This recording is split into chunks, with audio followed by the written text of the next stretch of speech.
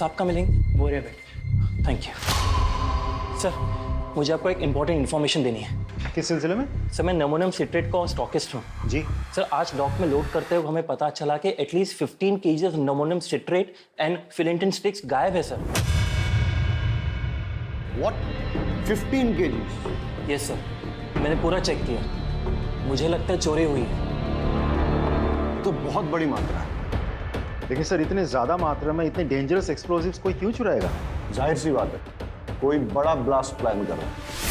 Sir इस मामले की सीरियसनेस को देखते हुए मुझे लगा कि मुझे आपको इन्फॉर्म करना चाहिए। ठीक है, आप इनकी एफआईआर दर्ज करवा। थैंक यू पटेल, सर इनके स्टाफ से भी पूछताछ करो। सिचुएशन बहुत अलार्मिंग हो सकती है। अपने खबरी नेटवर्क को एक्टिवेट करो और सारे नाकों पे चौकसी बढ़ा दो। लेकिन सर मेरी जानकारी के मुताबिक हमारे कोस्टल एरिया में मच्छी पकड़ने वाले तालाबों में मच्छी पकड़ने के लिए अमोनियम साइट्रेट इस्तेमाल करके छोटे मोटे ब्लास्ट करते हैं। पटेल, 15 kg अमोनियम साइट्रेट और फेलेटिन स्टिक्स मछलियां पकड़ने के लिए चोरी नहीं की जा सकती। डबल चेक करो सर, और इस स्टॉकिस्ट पे भी नजर रखो। पता करो अमोनियम साइट्रेट चोरों ने गायब किया है या खुद गायब करके चोरों पे इल्जाम लगाया जा रहा है। यस। रोजाना हमारे थाने में चोरी और डकैती की घटनाएं दर्ज की जाती हैं। ये हमारे लिए रूटीन वर्क है। लेकिन हमें इस बात के लिए ट्रेन किया जाता है कि अगर कुछ भी अनयूजुअल नोटिस करें तो हम चौकन्ने हो जाएं। मेरी ज्यूरिसडिक्शन में इतनी बड़ी मात्रा में एक्सप्लोसिव्स का चोरी होना यह संकेत दे रहा था कि कुछ बड़ा घटने वाला है। अब कितना बड़ा, इस बात का हमें कोई अंदाजा नहीं। अब मेरे दिमाग में सिर्फ एक ही सवाल बार बार उठ रहा है कि एक्सप्लोसिव्स की चोरी मछलियां पकड़ने के लिए हुई है या फिर इस बार निशाना मछलियां नहीं कोई और है। एक बात बताओ, आज ऐसी क्या खास बात है जो आपने ऑफिस से आकर हमारे साथ घूमने का प्लान बना लिया? तुझे ना घुमाओ तो शिकायत करती है, घुमा रहा हूँ तो भी शिकायत करती है। एक काम करते हैं, गाड़ी वापस मोड़ लेते हैं। ना ना, शू बात करो शू। इतने दिनों बाद तो घूमने निकले हैं। अरे एक मिनट। किसका फोन है?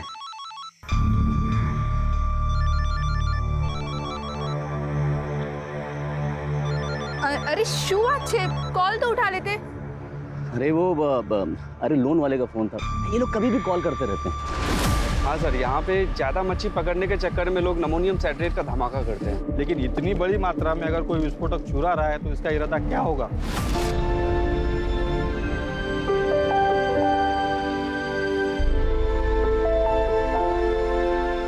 चलो भाई, बहुत तेज भूख लगी है, कुछ खिला दे फटाफट। माँ, मुझे भी भूख लगी है। हाँ तो देख, तेरी सारी फेवरेट चीजें लेकर आई हूँ, ये ले। इतना सामान लग रहा है पूरे गांव को खिलाएगी। हाँ काफी टाइम बाद आया, सोचा एंजॉय करेंगे।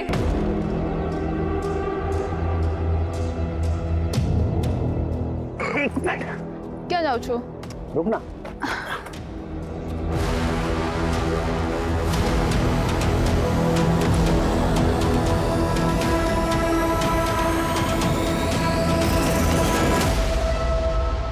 सरप्राइज, सरप्राइज, ये तेरे लिए। मेरे लिए? खोल के देख।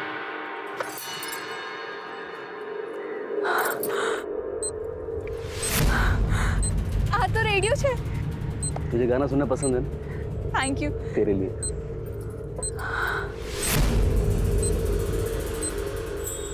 इसकी क्या जरूरत थी? अरे तेरा फोन खराब हो गया था ना, तो थैंक यू सो मच। आप मेरा कितना ख्याल रखते हो। अच्छा, सिर्फ थैंक यू से काम नहीं चलेगा, पप्पी भी देनी पड़ेगी। ये लो पप्पी, मुझे भी एक चीज चाहिए। क्या? एक रिमोट कंट्रोल कार। अरे ब्लैकमेलर। अरे यार, ये फोन किसका फोन आ रहा है बार बार?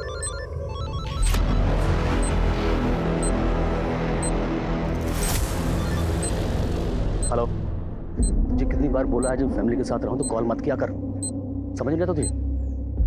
अरे उसे कैसे पता चलेगा?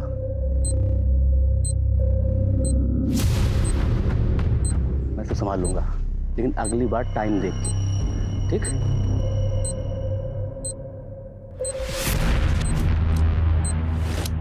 अरे यार, मैं उससे बात कर लूंगा ना। तू रखा भी।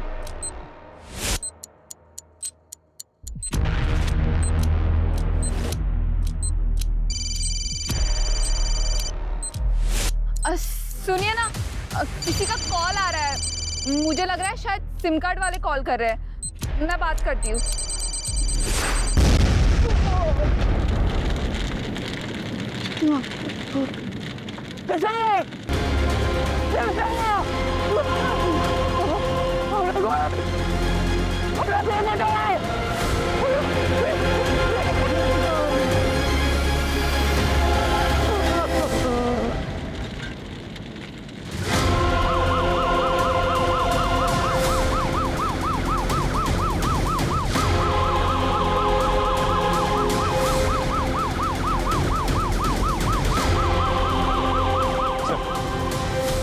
बहुत इंटेंस एक्सप्लोजन था।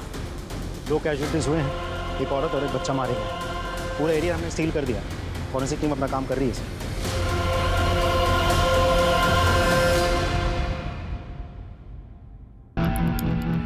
टेररिज्म का कोई एंगल? सर प्राइम फेसी तो नहीं लगता, लेकिन इग्नोर भी नहीं कर सकते। चेक करो क्या एनआईए की कोई रिपोर्ट है क्या, और आसपास के खबरियों से पूछताछ करो कि उन्होंने किसी टेररिस्ट संदिग्ध व्यक्ति या एक्टिविटी को देखा है क्या, और किसने कुछ देखा है, I mean eye witness.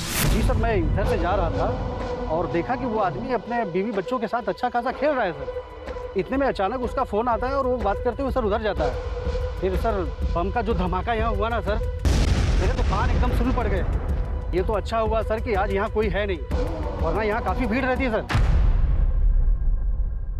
Okay, इसका मतलब ये है कि यहाँ किसी ने इसलिए धमाका किया ताकि ज्यादा से ज्यादा कैजुअलिटीज हो, मतलब टेररिज्म का एंगल हो सकता है।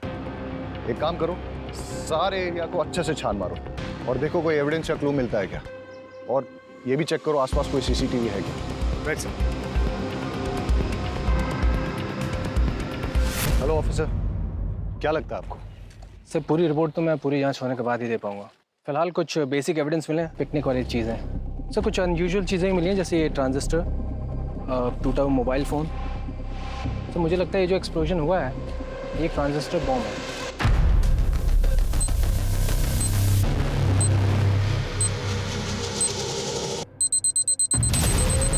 और जहाँ तक एक्सप्लोजन का सवाल है, आईईडी है या फिर कोई और एक्सप्लोजन, इसके बारे में भी ठीक से कहा नहीं जा सकता। थैंक यू ऑफिसर, कोशिश कीजिएगा कि जितनी जल्दी हो सके रिपोर्ट सबमिट कर दें प्लीज़। Sure sir. गणेश भाई, अगर आप चाहते हो कि आपकी पत्नी और बच्चे का हत्यारा जल्द से जल्द पकड़ा जाए तो प्लीज़ हमारे साथ कोऑपरेट करिए। हाँ, ज़रा सोच के बताइए कि ऐसा कोई है जो आपका नुकसान करना चाहता है, ऐसा बॉम्ब ब्लास्ट प्लान करके। हमारी टीम को शक है कि ये ट्रांजिस्टर से ही ब्लास्ट किया गया है। ट्रांजिस्टर? इसका मतलब कि जो कुछ भी हुआ मेरी वजह से हुआ है। साहब, मैं बस ड्राइवर हूँ और जो ट्रांजिस्टर मोबाइल ये एक पैकेट में था और वहीं से लेकर आया था। वलसाड़ आ भी गए हो, आखिरी स्टॉप है, आखिरी स्टॉप। अरे सर सर, आखिरी स्टॉप है। क्या बात है गणेश भाई, रोज से 1 घंटा पहले पहुंचा दी। अरे नहीं रे, आज रास्ता साफ मिल गया तो खींच दी। लगता है भाभी का बर्थडे आ रहा है। यार मैं सोच रहा था किशोर तेरी भाभी घुमा देता हूँ आज कहीं, मैं इस ड्यूटी में तो कभी टाइम नहीं मिलेगा। तो है गणेश भाई, मैं क्या बोल रहा था, बोल ना। आप जल्दी जा ही रहे हो तो मैं भी जरा होके आऊं क्या? तू किधर जाएगा? अरे गणेश भाई, चल जा। लॉक। अरे मैं कर दूंगा, तू जा। चाल से गणेश भाई। कंडक्टर के जाने के बाद मैंने बस को चेक किया और जब जाने लगा तो मेरी निगाह सीट नंबर 9 के नीचे पड़ी।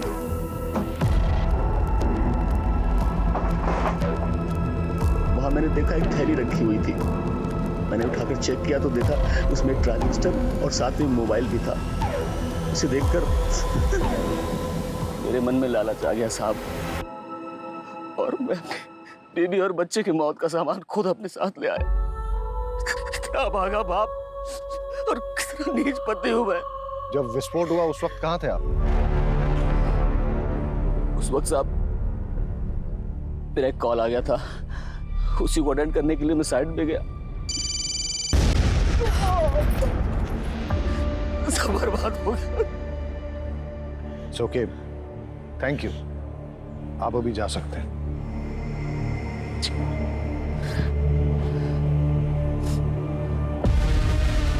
सर, मुझे तो इस गणेश की कहानी पे बिल्कुल भरोसा नहीं है। एकदम सही कह रहे हैं सर, इसकी कहानी पूरी मनगढ़ंत लगती है।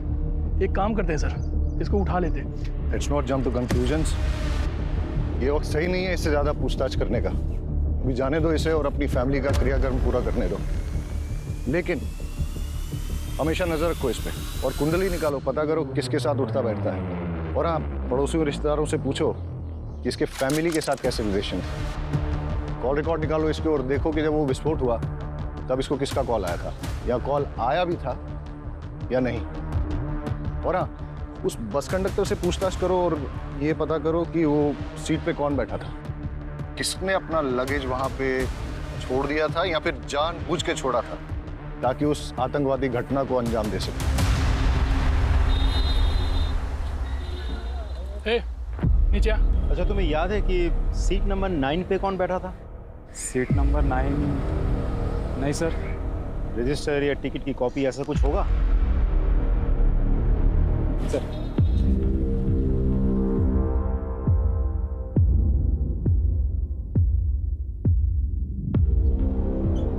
सर, सीट नंबर 9 पे कोई परेश जोशी बैठा था। जी सर, उम्र लिखी है 36 साल। सर, ये परेश जोशी उबरात से बैठा था और ये बस भी उबरात से ही निकली थी। सर, इंटरेस्टिंग बात तो ये है कि गणेश की बीवी उषा, जिसकी बॉम्ब ब्लास्ट में मौत हुई, वो भी उबरात से ही है सर। सर, मैंने गणेश के पड़ोसियों से बातचीत की। पड़ोस में रहने वाली एक महिला ने बड़ी अजीब बात बताई। अरे साहब, पनौती है वो तो, उसकी तो कुंडली में लिखा हुआ था कि वो जिससे भी शादी करेगा वो मर जाएगी। और उषा तो उसकी तीसरी बीवी है। पहली बीवी जो थी ना, वो तो कार एक्सीडेंट में मर गई थी। और दूसरी बीवी, वो तो बेचारी हमेशा बीमार ही रहती थी और फिर किशोर को पैदा करते समय वो मर गई। और 1-2 साल के बाद में ये उषा को बहलाया, क्योंकि चुपचाप। अरे उषा के माँ बाप ने तो किसी से पूछा ही नहीं। अगर मुझसे पूछते मैं तो मना ही कर देती। सर, एक इंपॉर्टेंट लीड मिली है। गणेश के कॉल डिटेल से पता चला है कि अंडरवर्ल्ड के लोगों के साथ उसकी रेगुलर बातचीत होती थी और ब्लास्ट के वक्त उसे जो कॉल आया था वो कॉल कमलेश केसवानी का था, जो एक अड्डा चलाता है सर छिपे। और ये गणेश की क्या रिपोर्ट है, कहाँ है वो? सर, आ जाओ। सर, ये क्या बात हुई? मेरी पत्नी और बेटे की चिता की आग भी ठंडी नहीं हुई अभी तक, और आप लोगों ने इस तरह जबरदस्ती बुला लिया मुझे। तुम्हारे बयान ने हमें मजबूर किया है गणेश कि तुम्हें यहाँ फिर से बुलाया जाए। सर, आपको क्या लगता है कि मैंने अपनी पत्नी और बेटे को खुद बम से उड़ा दिया? कमलेश केसवानी, कैसे जानते हो उसे?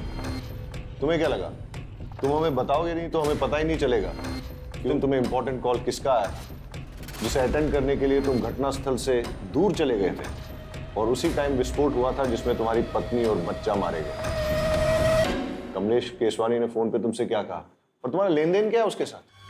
सर, जुआ खेलने की लत है मुझे। शुरू में तो बहुत जीता मैं, लेकिन पता नहीं इधर 5-6 महीने से किस्मत ही खराब है कि मैं बहुत पैसा हार गया। अब जितने भी देनदार थे सब ने मुझसे पैसे मांगने शुरू कर दिए। मेरे पास पैसे कहाँ थे जो मैं देता? सबसे मैंने हाथ जोड़ कर कहा, भाई पैसे मेरे पास आएंगे तो एक एक पैसा सबको चुका दूंगा मैं एक बड़ा हाथ मारने के इंतज़ार में था कि वो हो जाए तो मैं सबके पैसे वापस कर दूँ। फिर उस दिन कमलेश का फ़ोन आया, उसने बोला कि एक बहुत बड़ी बाजी होने वाली है जिसमें कुछ नौसिखिए खेल रहे हैं। उसने बोला कि तुम जल्दी पहुँच जाओ और अगर तुम गेम खेल लोगे तो अच्छे खासे पैसे जीत जाओगे। बस इतना ही या कुछ और भी है? नहीं, इतना ही कहा था सर। अच्छा, वो ट्रांजिस्टर बॉम्ब तुम्हें कहाँ से मिला? बस में सीट नंबर 9 के नीचे से मुझे मिला। झूठ बोल रहे हो तुम गणेश। बॉम्ब तुमने बनाया, फिर ये सारी झूठी कहानी तुमने बनाई ताकि लोगों की सिंपैथी मिले, कोई तुम पे शक। सर, मेरा यकीन कीजिए, मैं झूठ नहीं बोल रहा हूँ, मैं सच बोल रहा हूँ। तुम्हारा बयान और तुम्हारी हरकतें हमें मजबूर कर रही हैं कि हम तुम पे यकीन न करें। हिरासत में लो उसे और अच्छे से पूछताछ करो। सर, ये क्या कर रहे हैं सर? अरे सर, मैंने कुछ नहीं किया, मैं बता सर। प्लीज सर, एक बहुत बड़ी इन्फॉर्मेशन मिली है, इसलिए मुझे खुद ही आना पड़ेगा। सर, ये जो बॉम्ब ब्लास्ट हुआ है इसमें नमोनियम साइट्रेट और फिलेटिन स्टिक्स का इस्तेमाल हुआ है। और सर, ये सब कुछ ठूस के एक ट्रांजिस्टर में भरा गया था, जिसे एक मोबाइल फ़ोन से एक्टिवेट किया गया था। जाहिर है कि बॉम्ब बनाने वाला कुछ बड़ा धमाका करना चाहता था।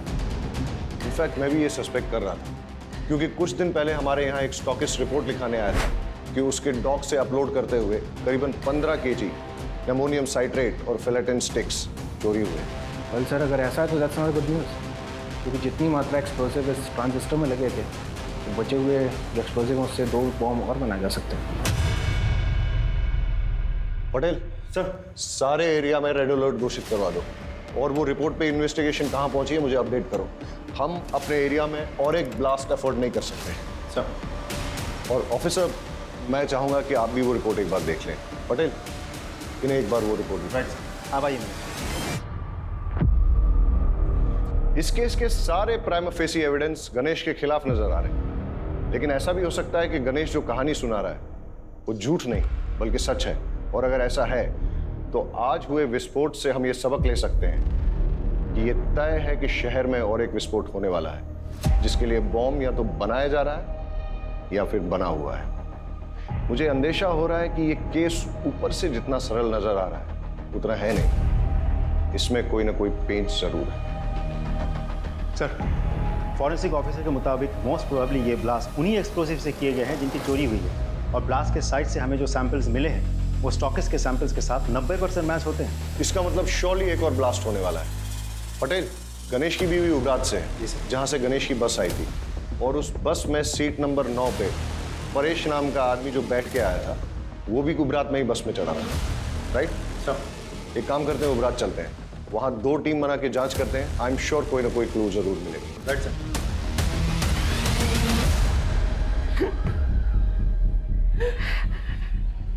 देखिए, हमें आपकी बेटी की मौत का बेहद अफसोस है, लेकिन क्या करें, कातिल को पकड़ना भी तो ज़रूरी है। उसके लिए हमें ये जानना बहुत ज़रूरी है कि ऐसा कोई इंसान है जो आपकी बेटी को मार सकता है, जैसे कि आपका दामाद गणेश। नहीं साहब, गणेश पे शक करने की कोई वजह नहीं हमारे पास। अच्छा, गणेश के अलावा ऐसा और कोई जिसके साथ उसकी कोई दुश्मनी हो, कोई अनबन हो? उषानो जूनो बॉयफ्रेंड विनायक दवे नाम है उसका, 1 नंबरનો दारूडियो ने गुंडो छे। उसने अपनी चिकनी चुपनी बातों में उषा को फंसा लिया था, पूरे उपरात में बदनाम कर दिया था। बड़ी मुश्किल से हमने अपनी बेटी को समझा बुझाकर उससे पीछा छुड़वाया। यहाँ उषा से कोई शादी करने को तैयार नहीं था। ऐसे में अपने रिश्तेदारों के जरिए हमें गणेश का रिश्ता आया। और विनायक का क्या रिएक्शन था? वो तो धमकियों पे उतर आया था, धमकी देने लगा था कि उषा को नहीं छोड़ेगा।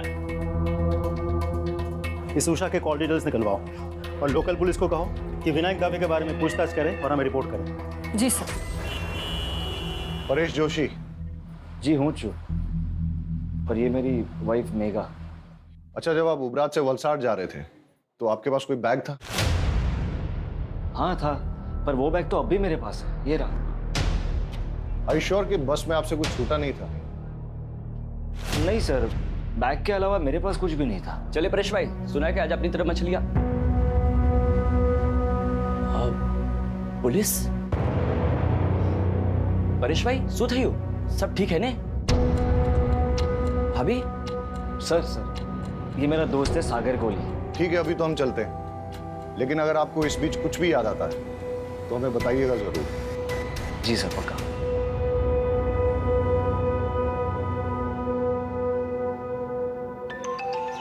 Excuse me. Hello, thank you sir, forensic team की कॉल थी सर। टीम ने उस ट्रांजिस्टर के मेक और मॉडल का पता लगा लिया है, साथ ही उस फोन का IMEI नंबर भी मिल गया सर, जिसे डेटोनेटर के लिए इस्तेमाल किया गया था। एक बात और सर, उस फोन पर सिर्फ एक कॉल आई थी और वो कॉल उबरात के किसी PCO से था। क्या एक जगह जितनी शांत दिखती है ना, उतनी है नहीं। ट्रेस करो ये IMEI नंबर किसके नाम पर रजिस्टर्ड है, और अगर ट्रांजिस्टर के मेक और मॉडल का पता चल गया है तो मैन्युफैक्चरर से बात करो और पता करवाओ यहाँ उबरात और वलसाड़ में उसे डिस्ट्रीब्यूट कौन करता है। Right sir. सर, उषा के माँ बाप से मेरी बात हुई। उषा के पेरेंट्स ने उषा की शादी उसके पुराने प्रेमी विनायक दवे से नहीं, गणेश से करवाई थी। ये विनायक के बारे में कुछ पता किया? सर, गुंडा और शराबी, और वो लगातार उषा को शादी के बाद से धमकी दे रहा था कि अगर वो वापस लौट के उसके पास ना आए तो वो सिर्फ अपने आप को ही नहीं, उषा को, उषा के हस्बैंड को और बच्चे को, सबको मार देगा। ये मैसेज अभी भी उषा के फ़ोन में है। तो विनायक कहाँ है अभी? उठा लिया सर। गणेश की बस में ट्रांजिस्टर बॉम्ब तूने प्लांट किया ना? नहीं सर, कुछ नहीं किया। मैं बस उसको मारकर चाहता था कि उषा मेरी जिंदगी में आ जाए सर, लेकिन बम मैंने नहीं लगाया सर। तूने उषा को धमकी नहीं दी थी कि अगर वो लौट के तेरे पास ना आए तो तू उषा को, उषा के हस्बैंड को, उसके बच्चे को, सबको मार डालेगा? सर मैंने धमकाया था सर, मैं उसे नहीं भूल पा रहा था सर, लेकिन विस्फोटक में मेरा कोई हाथ नहीं है सर। सच में सर। देखते हैं तेरी बात में कितनी सच्चाई है।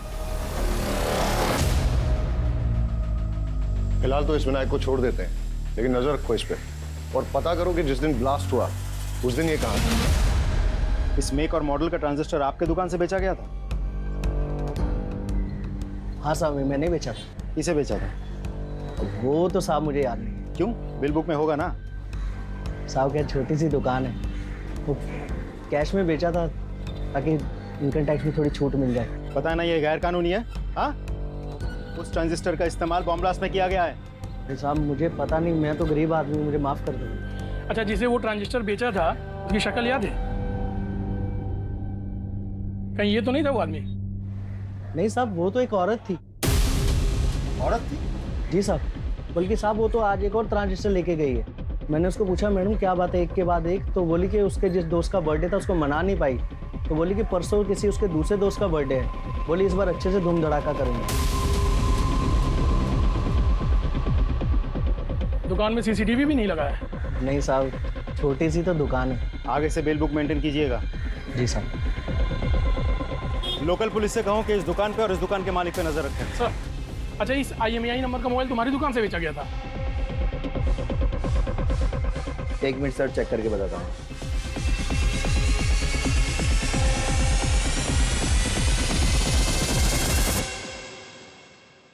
जी सर। किसको बेचा था? एक औरत ने बर्थडे गिफ्ट देने के लिए मोबाइल खरीदा था और उसी के नाम पे सिम भी लिया था। उसका नाम विकास मेहता, इसी एरिया में रहता है। सर ये जो उषा का एक्स बॉयफ्रेंड विनायक है, ये इसी विकास मेहता का आदमी है? हाँ सर, आज सुबह एक और मोबाइल खरीदा गया उसी नाम पे सर। इस विकास मेहता के डिटेल्स दीजिए। ये लीजिए सर। सर जिस तरह की औरत का ब्यौरा उन दुकानदारों ने दिया है, ऐसे में तो कोई हो सकता है। मेरा मतलब गणेश या विनायक। मतलब तुम ये कहना चाहते हो कि जो दो लोग वहाँ आए थे उनमें से कोई एक औरत बन के आई थी और उसी ने मोबाइल और ट्रांजिस्टर खरीदे? हाँ सर। ये मेहता का घर यहाँ से और कितना दूर है जिसके नाम पे मोबाइल खरीदा गया था? सर ऑलमोस्ट पहुँच गया।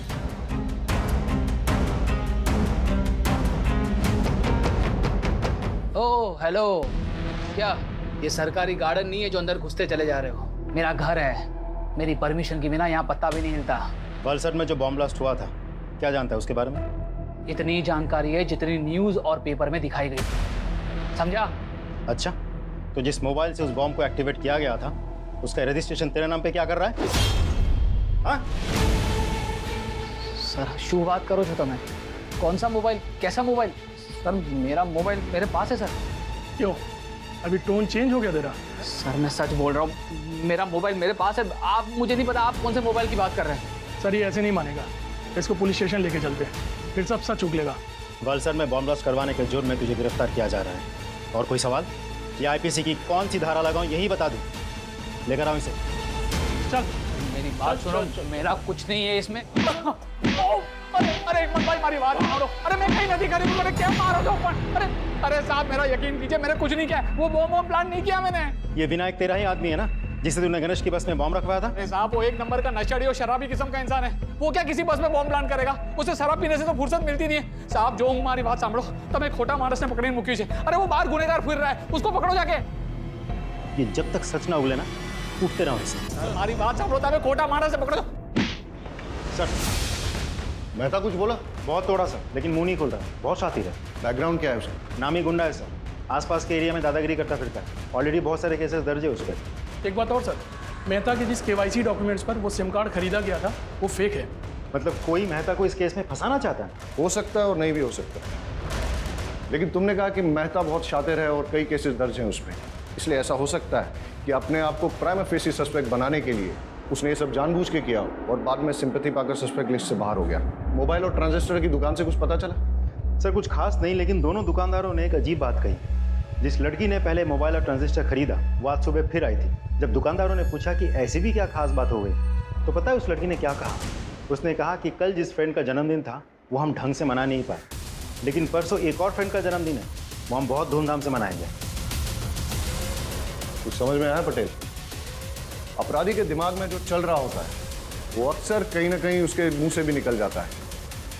कल का जन्मदिन ठीक से मना नहीं पाई, यानी कल जो ब्लास्ट हुआ, परसों फिर से जन्मदिन मनाएगी, वो भी धूमधाम से। मतलब समझते हो इसका? मतलब परसों और एक ब्लास्ट होने वाला है, लेकिन हमें नहीं पता कि कब और कहां। और परसों का मतलब ये भी कि हमारे पास सिर्फ 48 घंटे हैं उसे रोकने के लिए।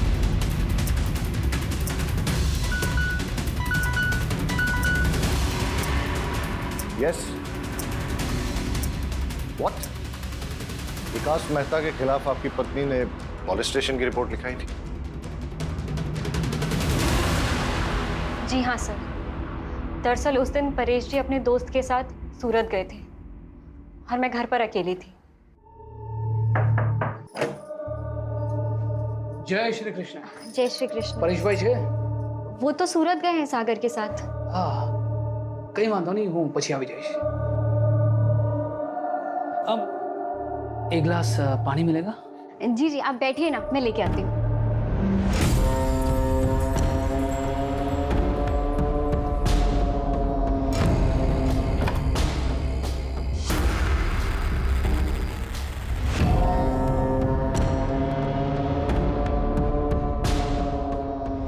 लीजिए पानी। ये क्या कर रहे हैं आप? इतनी मासूम मत बन। तो बहुत अच्छे से जानती है मैं तुझसे क्या चाहता हूँ। छोड़िए। सुनीता बहन, बचाओ।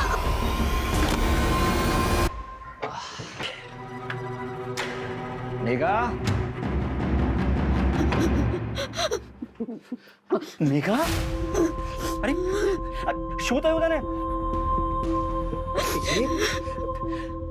ये ब्लाउज किसने फाड़ा तुम्हारा?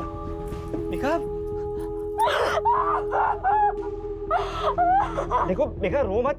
देखो बताओ तो उसे कि हुआ क्या है, कि किसने किया ये सब? मेहता, विकास मेहता। विकास मेहता? सागर तू चल मेरे साथ। आज तो उस विकास को छोड़ूंगा नहीं। मेरी बीवी के साथ करने की सोच भी कैसे सकता है? चल मेरे साथ। उससे कुछ नहीं होगा। अरे पर उसने तेरे साथ जो किया उसका क्या? उसकी कोई जरूरत नहीं है, आप यहीं रहिए। समझिए, हमें ना उसके खिलाफ पुलिस में रिपोर्ट लिखवानी चाहिए। पुलिस ही उसकी गुंडागर्दी को रोक सकती है। हाँ, चाहिए।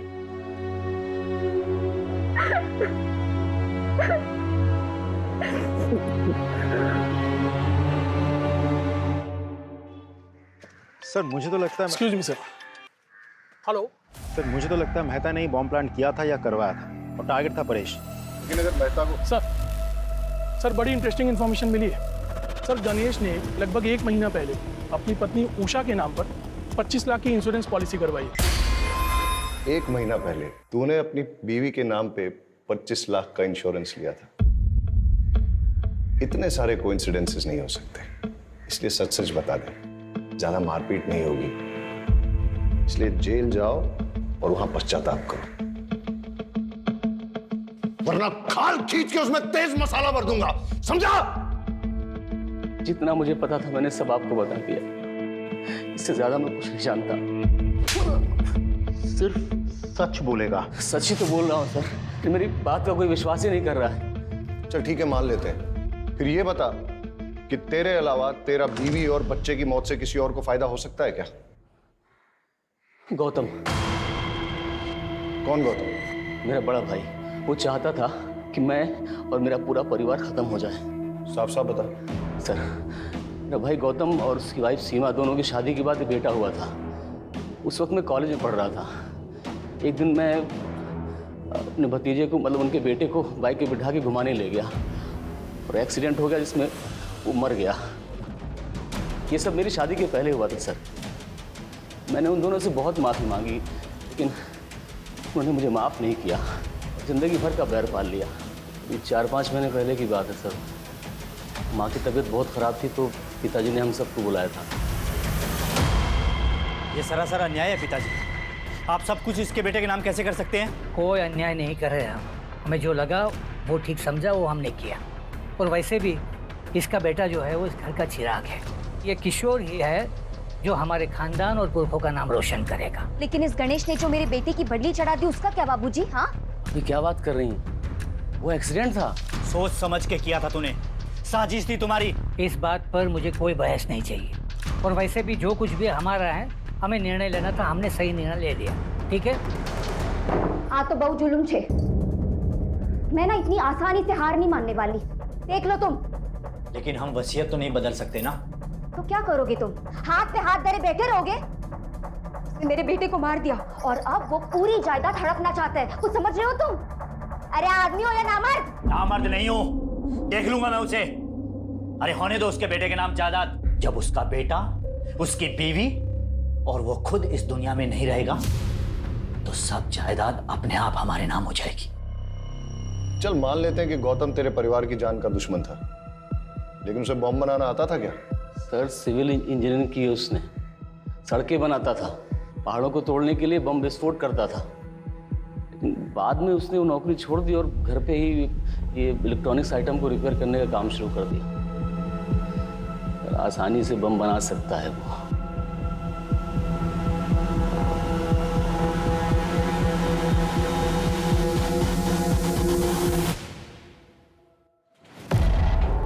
गौतम भगत जी, तुम्हारे भाई की बीवी और बच्चे की मौत हो गई बॉम्ब ब्लास्ट में, तुम एक बार देखने तक नहीं गए? अगर आप मुझे ढूंढते हुए यहाँ तक आए हैं तो साफ जाहिर है आपको पता है मैं क्यों नहीं गया। जब आप रट्टा मार के बैठे हो गया? पढ़ा लिखा हूँ, इंजीनियरिंग की है मैंने। घटना वाला दिन तुम थे कहाँ? मैं अपनी बीवी और बेटी के साथ अपनी साली के घर गया था, राजपीपला।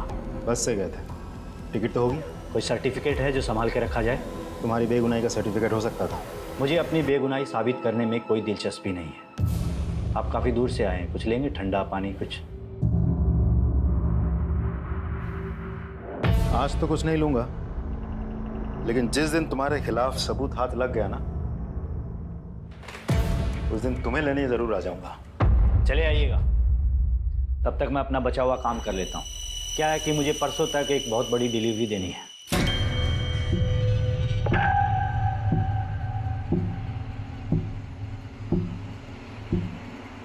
जी सर, और जैसा उसका बैकग्राउंड है और जिस तरीके से वो मुझसे बात कर रहा था, मुझे तो लगता है पूरी घटना के लिए वही जिम्मेदार है।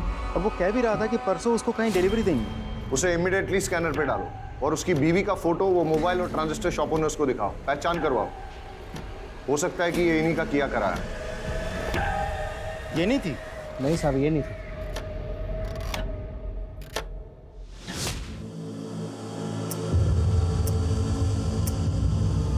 Yes sir. सर मैंने पूरे डिस्ट्रिक्ट में हाई अलर्ट घोषित करवा दिया है। Okay sir. हेडक्वार्टर से बात हो रही थी, सिचुएशन बहुत टेंस है, लेकिन जब तक हमें कोई क्लू नहीं मिल जाता तब तक हम पिन पॉइंट करके किसी एरिया की सिक्योरिटी नहीं बढ़ा सकते। ब्लास्ट कहीं भी हो सकता है। सर अजीब सिचुएशन है, एक भी क्लू नहीं मिल रहा है। सर मैंने बस में ट्रेवल कर रहे हैं सभी यात्रियों से पर्सनली बात की। ज़्यादातर लोगों को कुछ पता नहीं है सर, लेकिन एक पैसेंजर जो कि घटना के तुरंत बाद अहमदाबाद चला गया था, उससे अभी बात हुई। अच्छा, उस दिन जो 9 नंबर सीट पर जो पैसेंजर बैठा था उसके बारे में कुछ याद है?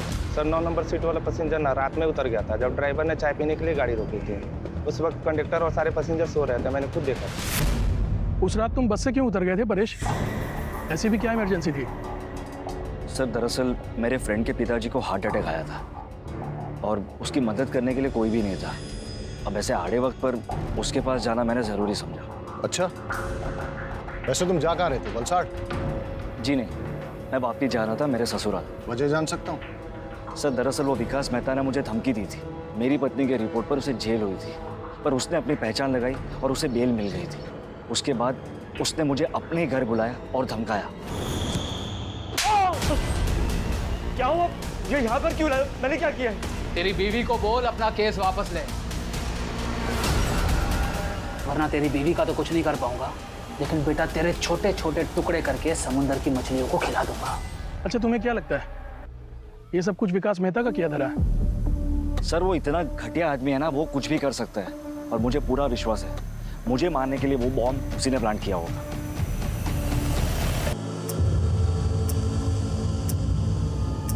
सर एट प्रेजेंट हमारे पास टोटल 5 थियरीज है जिन पे हम काम कर सकते हैं। पहली, गणेश ने अपनी बीवी उषा को मारने के लिए बॉम्ब प्लांट किया।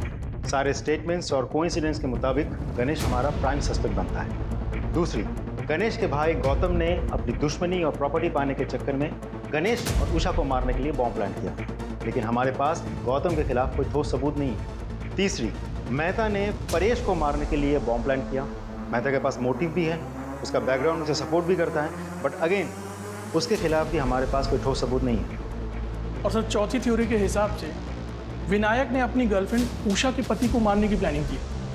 उसके पास मोटिव तो है सर, बट हमारे पास कोई प्रूफ नहीं है। और सर पांचवी थ्योरी ये कह रही है कि हो सकता है ये कोई टेररिस्ट अटैक हो जो कि भरी हुई बस में एक बड़ा धमाका करना चाह रहा था। और थ्योरी नंबर 6, ये सब इस परेश का किया धरा है ताकि ये मेहता को इस केस में फ्रेम कर सके। And not to forget, Paresh एक मछुआरा है, इसलिए अमोनियम साइट्रेट का इस्तेमाल करना जानता है। यस, हाँ, ओके।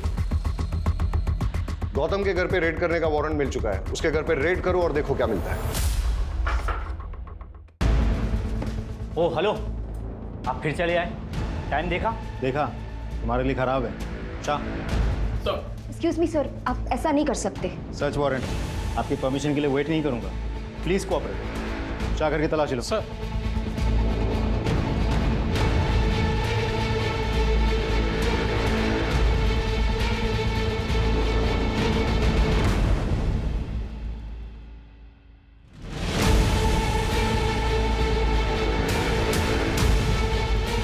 सर ये देखिए क्या मिला। क्या है ये? Ammonium citrate. ये तुम्हारे घर में कैसे? एक छोटे से एक्सपेरिमेंट के लिए था। छोटा सा एक्सपेरिमेंट तुम्हारे लिए भारी ना पड़ जाए। ले आओ। अरे सर नहीं, अरे क्या कर रहे हो आप? सर अरे सर, गौतम को बहुत तोड़ा, लेकिन वो मानने को तैयार ही नहीं है कि ये बॉम्ब उसने बनाया था या ब्लास्ट उसने करवाया था। सर उसकी वाइफ को भी आज सुबह लोकल पुलिस ने अरेस्ट कर लिया, लेकिन उसने सिर्फ एक ही रट लगा रखी है कि वो दोनों बेगुनाह हैं। जैसे जैसे ब्लास्ट का टाइम नजदीक आ रहा है वैसे वैसे ये केस और उलझता जा रहा है। मैंने उबरात की उन दोनों दुकानों पे जहां से कि मोबाइल और ट्रांजिस्टर खरीदा गया था, वहां तक जाने वाले सारे रास्तों की सीसीटीवी फुटेज मंगाई है। हम उसे अच्छे से चेक करते हैं। आई एम श्योर कोई ना कोई क्लू जरूर मिलेगा।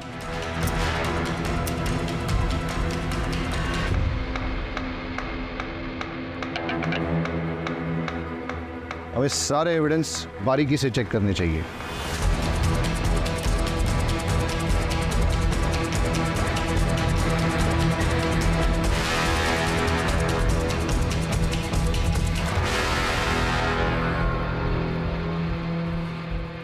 ये क्या है? सर कपड़ों के दुकान का पॉली बैग है, वो भी उभरत का। मतलब गणेश की पत्नी उषा जिसकी मौत हुई बॉम्ब ब्लास्ट में, वो भी तो उभरत से ही थी।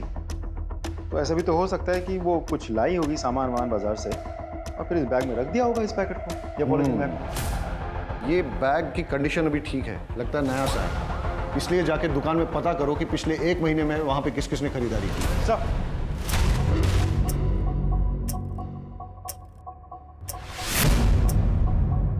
अच्छा, सामान बेचने के बाद आप लोग बिल बुक तो मेंटेन करते होंगे? जी सर। तो पिछले 1 महीने में जो भी सामान आपने बेचा है उसके बिल्स दिखाइए। Yes sir.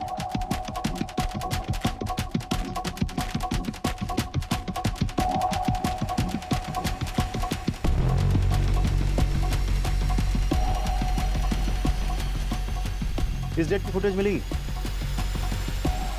लीजिए।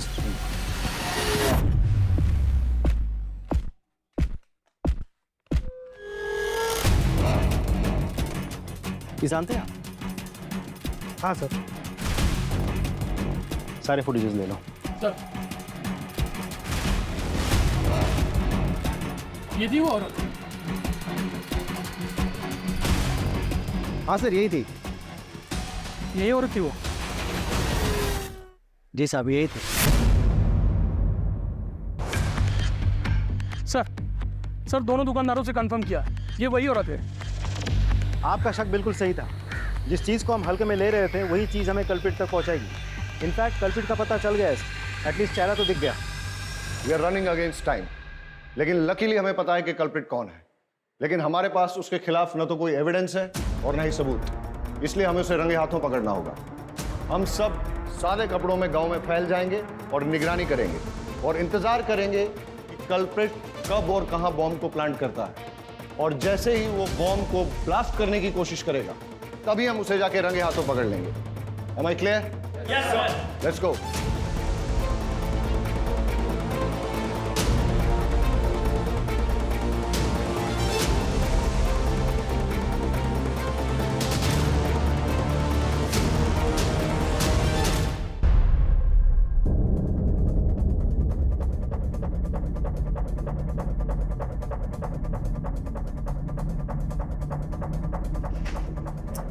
अमोनियम साइट्रेट है सर।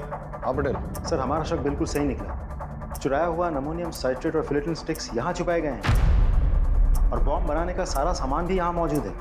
तुम उस पर नजर जमाए रखो, मैंने भी इसको रडार पे ले लिया है। Right sir. मेघा चलो निकलो जो। हाँ जल्दी आइएगा। ओके मेरी जान।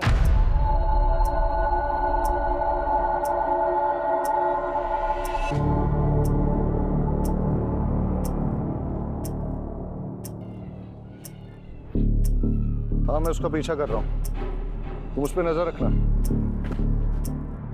सर किसी को फोन लगा रहा है, नंबर डायल कर रहा है।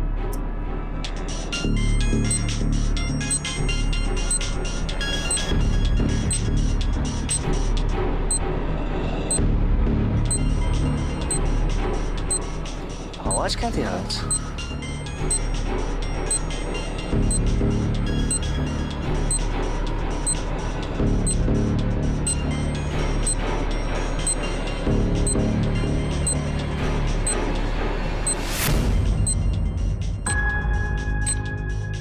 ये मैडम को भी नए नए आइडिया थे रोमांस के लिए।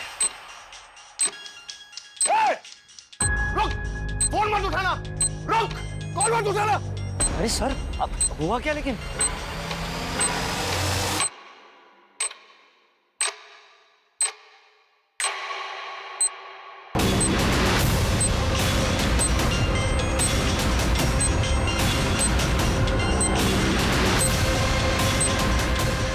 सर ये है क्या? ये कॉल नहीं था, तुम्हारी मौत का फरमान था। जिसको चाहे फोन लगा ले बेटा, कोई नहीं आने वाला है। लड़की बन के बहुत झांसा दे दिया है तूने। बताओ क्यों किया ये सब? मैंने ये सब मेघा को पाने के लिए किया था। दरअसल परेश मछली पकड़ने के सिलसिले में ज़्यादातर घर से बाहर रहते थे। उसी दौरान मैं और सागर एक दूसरे के करीब आए और मैं प्रेग्नेंट हो गई। परेश को लगा कि वो बाप बन गया है, लेकिन मैं जानता था मेघा बहुत दिनों तक सच छुपा नहीं पाएगी, इसलिए हमने एक प्लान बनाया। मैंने डॉक पर से एक्सप्लोसिव चोरी किए और एक हाई इंटेंसिटी बम बनाया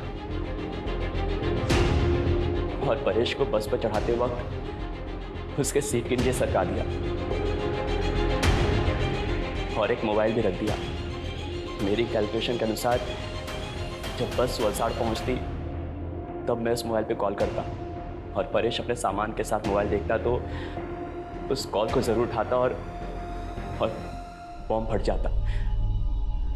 लेकिन हमारी बदकिस्मती, उस दिन वो बस समय से बहुत पहले ही वलसाड़ पहुंच गई और जब हमने कॉल किया तब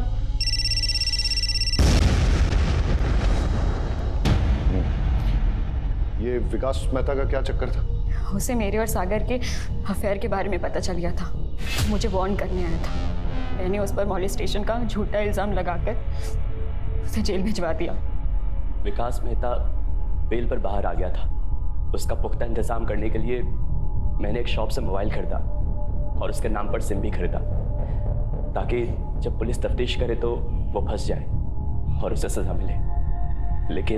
लेकिन उस कपड़ों की दुकान की सीसीटीवी फुटेज पे हमने तेरी शक्ल पहचान ली और तेरा खेल खत्म हो गया। मैं पूरी कोशिश करूंगा कि तुम दोनों को कड़ी से कड़ी सजा हो।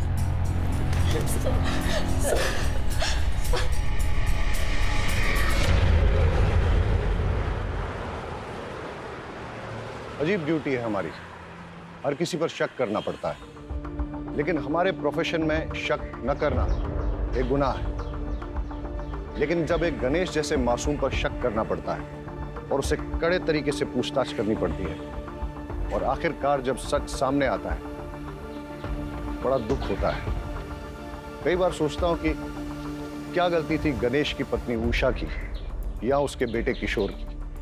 उनका क्या लेना देना था परेश, सागर, मेहता, मेघा, इन सब से, इनके गलत संबंधों से या इनकी दुश्मनी से। लेकिन फिर भी इस षड्यंत्र का शिकार उन्हें बनना पड़ा। वजह